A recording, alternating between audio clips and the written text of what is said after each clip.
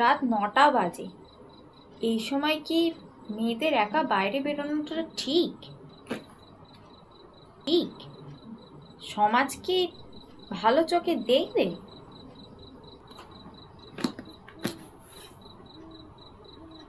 মা, আমরা নাকি স্বাধীন দেশের নাগরিক। স্বাধীনতা দিবস আসলে কত বড় বড় বক্তৃতা দিই, অথচ নিজের কাজের জন্য বাইরে গেলে সময়, সমাজের ভয় এসব পেতে হবে নাকি? তা ঠিক, কিন্তু স্বাধীনতা আর নিরাপত্তাটা তো আর এক নয় রে মা। তোকে নিয়ে চিন্তা করাটা কি খুব অন্যায়? মা, তোমার চিন্তা করাটা স্বাভাবিক, কিন্তু তুমি দেখো, যখন একটা ছেলে রাত 10টার পর বাড়ি ফেরে তাকে কোনো প্রশ্ন করা হয় না, কিন্তু যখন একটা মেয়ে রাত 10টার পর কাজ সেরে বাড়ি ফেরে তখন তাকে হাজার প্রশ্নের সম্মুখীন হতে হয়। আমাদের স্বাধীনতাটা কি শুধুই খাতা কলমে আর উক্তি ছাড়াই সীমাবদ্ধ থাকবে মা?